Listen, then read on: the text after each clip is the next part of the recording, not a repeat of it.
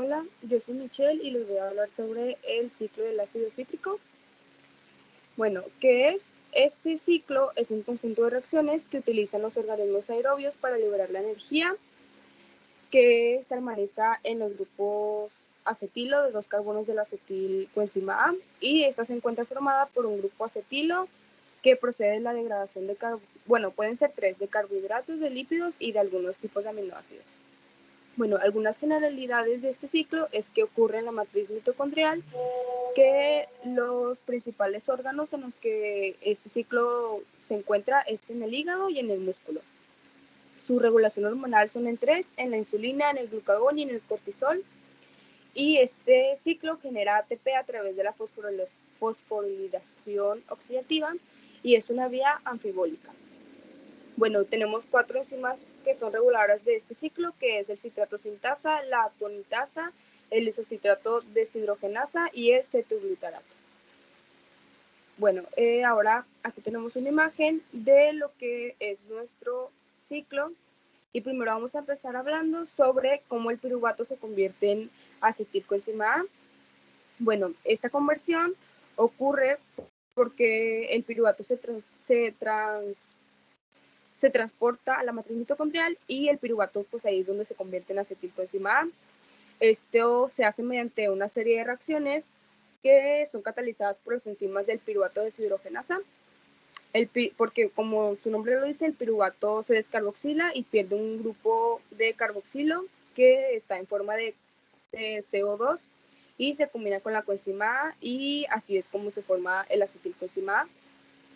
Y en esto se ocupan enzimas, y estas enzimas que se ocupan para la conversión es el TPP, el FAD, el NAD, la coenzima A y el ácido lipoico. Aquí tenemos una imagen de, aquí nos dicen los que ocupamos. Y bueno, ahora sí, este ciclo lo forman 8 reacciones, pero ocurren en 2 fases. La fase 1 es el grupo acetilo de los carbonos del acetil-CoA, cuando entra al ciclo a reaccionar con el compuesto de 4 carbonos y se liberan las moléculas de CO. Y la fase 2 es donde el oxaloacetato se regenera de forma que puede reaccionar con otra acetilcoenzima.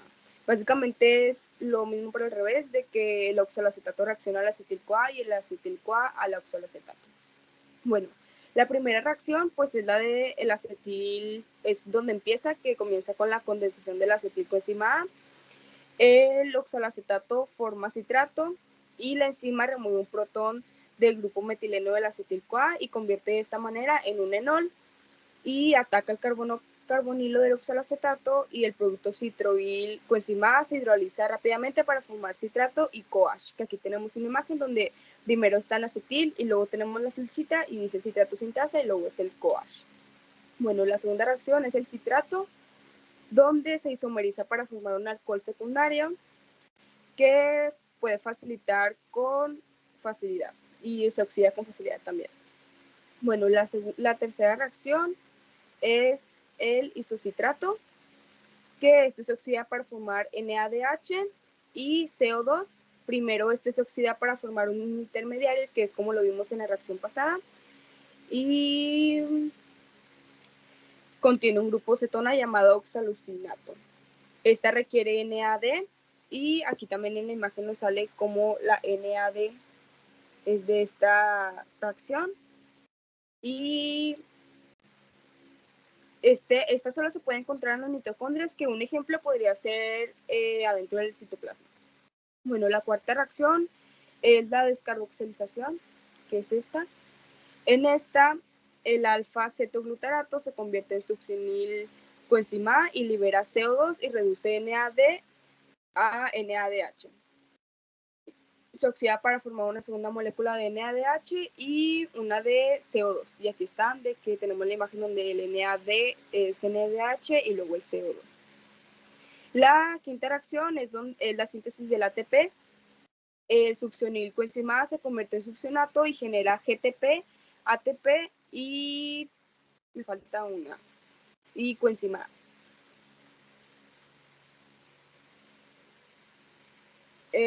La reacción Número 6 es la regeneración del oxalacetato, donde este se convierte en fumarato y reduce FAD a FDH. Y la reacción número 7 es la hidratación, donde el fumarato se convierte en L-malato, que es aquí, y luego ya la reacción número 8 es la oxidación, donde el L-malato se convierte en oxalacetato y reduce NAD a NADH, que aquí tenemos la imagen. Y bueno, esto es en cada vuelta, porque primero empieza del ciclo, primero empieza en el acetil-CoA y termina en el oxalacetato. Entonces el sustrato final, inicial es el acetil y el sustrato o el producto final es el oxalacetato. En cada vuelta del ciclo entran 2 átomos de carbono con el grupo acetilo del acetil-CoA y se libran 2 moléculas de CO2. Y en cada vuelta de este ciclo, pues como ya les dije, entra el acetil, que este puede proceder de la vía glicolítica o del catabolismo de los ácidos grasos, y salen moléculas de carbono, como ya se lo mencioné, y reduce el CO2 o el NAD o el FAD. Y también en este ciclo se genera una molécula de GTP.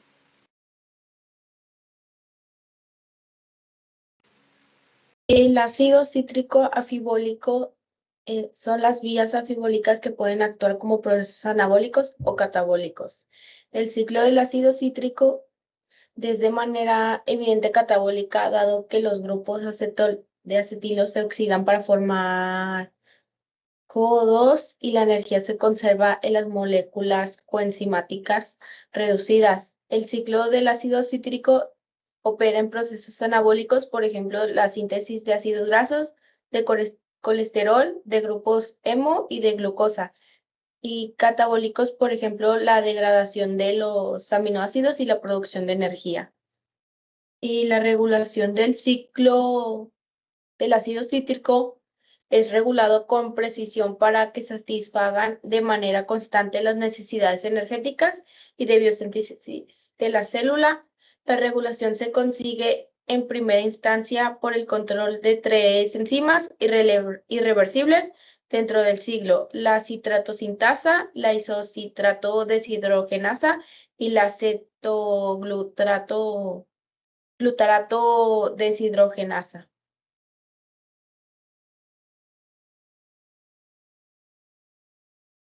El ácido cítrico y la enfermedad humana. Aunque son poco comunes, varias enfermedades humanas se han atribuido a deficiencias en las enzimas del ciclo del ácido cítrico debido a las altas necesidades de energía del cerebro. Las enfermedades observadas suelen ser formadas de encefalopatía, de disfunción cerebral caracterizada por deficiencias cognitivas, temblor y convulsiones. Por ejemplo, las encefalopatías se relacionan con mutaciones en los genes que codifican la cetoglutarato deshidrogenasa, la subunidad A de la succinato deshidrogenasa, fumarasa y succinil-CoA sintasa.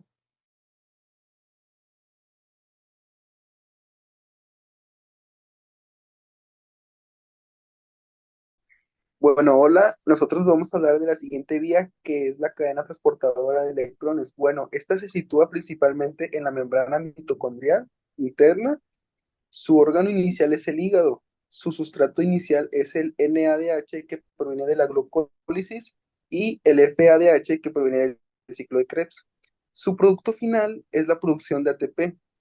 Algunas enzimas reguladoras de esta vía es la NADH deshidrogenasa, que se encuentra en el complejo 1, y el citocromo C oxidasa, que esta se encuentra en el complejo 4. Y por último tenemos la ATP sintasa, que está en el complejo 5. Hablando un poco de sus vitaminas y minerales, encontramos que la nasina es el principal propulsor del NADH. Este tipo de vía es catabólica y su regulación hormonal es la adrenalina, ya que activa la cadena transportadora. Esta vía actúa principalmente en la alimentación, ya que existe un exceso de glucosa. Genera ATP gracias a la fosforilación oxidativa. Y bueno, hablando un poco más a fondo de esta vía, encontramos que esta cadena está unida a la membrana mitocondrial interna gracias a un complejo que tiene proteínas unidas a moléculas orgánicas y los electrones del FADH y NADH pasan por los complejos por una serie de reacciones redox, liberando energía en el camino y esta energía se utiliza para protones hacia el espacio intermembrana. Bueno, pues tenemos primero el complejo 1. Este complejo utiliza el NADH deshidrogenasa, ya que cada NADH que proviene de la glucólisis o del ciclo de Krebs va a donar 2 electrones. Y asimismo, este complejo va a generar 4 protones desde la matriz mitocondrial hacia el espacio intermembrana. El complejo 2, este va a generar 2 electrones gracias al FADH, pero a diferencia del complejo 1, no va a funcionar como bomba de electrones.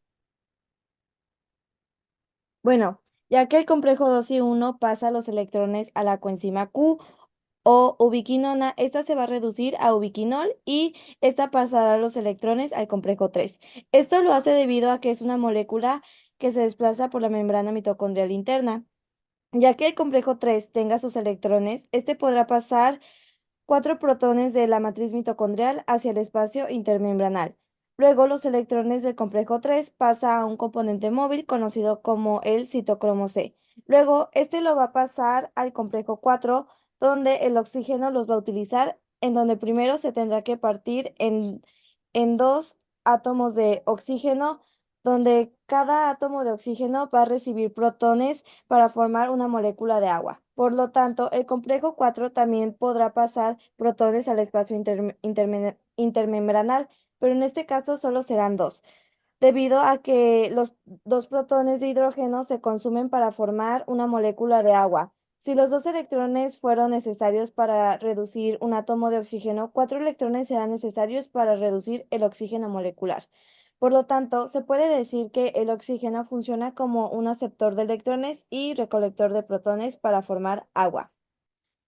Continuando con los temas que se mencionan, tenemos el tema del estado fluido y el estado sólido en el transporte de electrones.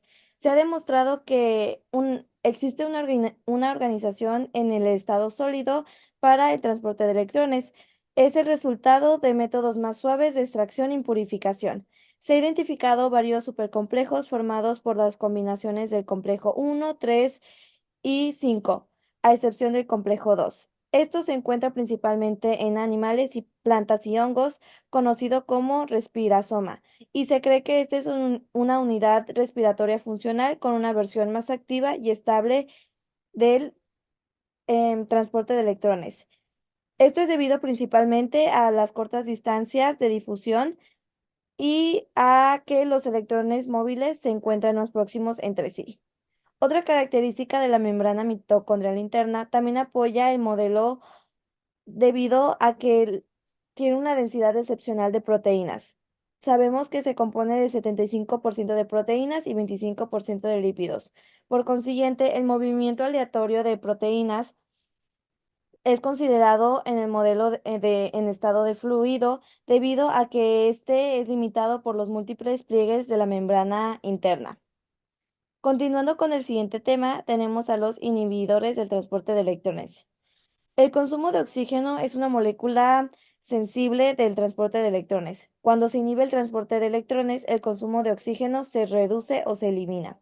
Los componentes oxidados del transporte de electrones se acumulan en el lado reductor del oxígeno del sitio de la inhibición. Por el contrario, los componentes reducidos se acumulan en el lado contrario al del oxígeno. Por ejemplo, tenemos que la retenona y el amital inhiben al NADH deshidrogenasa del complejo 1. Gracias. Ya por último, iniciamos con lo que es la teoría de la quimiosmótica, o más bien dicho, la teoría quimiosmótica, la cual pues es un modelo propuesto por Peter Mitchell en 1961, pues para más que nada explicar cómo funciona o cómo se genera la ATP durante la fosforilación oxidativa. Bueno, según esta teoría, la energía liberada por la transferencia de electrones a través de la cadena de transporte se utiliza para bombear protones, básicamente pues por medio de la energía que se utiliza de las altas concentraciones de iones al pasar hacia la membrana por medio de lo que vendría siendo el complejo ATP sintasa, pues se genera la ATP, ¿no? Básicamente, muy resumida es la teoría quimiosmótica. Y pues todo se debe al gradiente esencialmente que hay entre las concentraciones bajas y las concentraciones altas.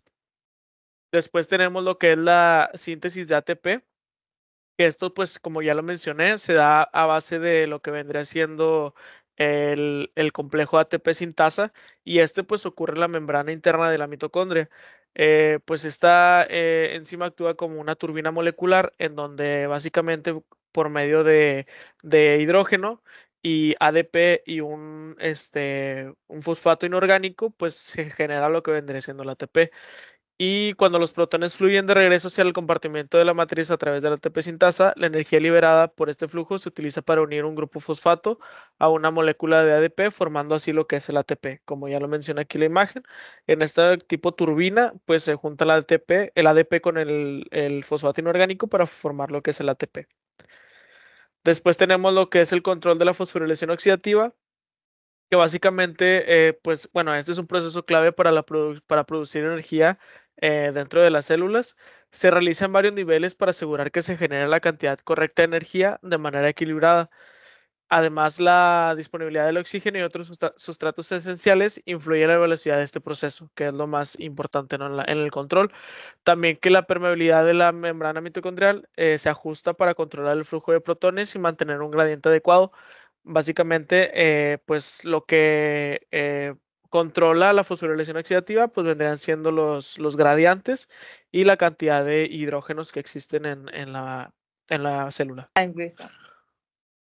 Bueno, y ahora vamos a hablar acerca de la oxidación total de una molécula de glucosa. Como se puede observar en la imagen, dependiendo la vía o el proceso por el que pase, pues vamos a obtener distintas moléculas de NADH, FADH2 o simplemente ya el ATP.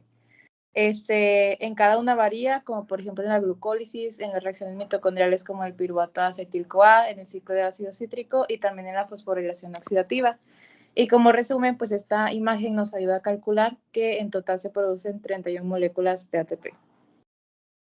Finalmente vamos a hablar del transporte de electrones acoplados, que esto sucede en el tejido adiposo pardo, en la mitocondria.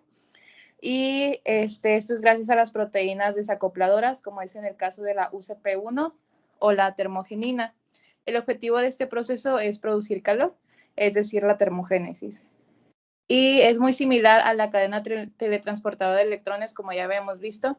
La única diferencia es que en lugar de pasar por la ATP sintasa, la UCP1 o la proteína desacopladora va a desacoplar a los complejos de la ATP sintasa para que los electrones que están acumulados pues pasen por esta proteína, y mientras pasan se va a generar calor y a su vez van a volver los electrones a la matriz mitocondrial, y de esta manera se cumpliría el mecanismo de termogénesis. Y sería todo.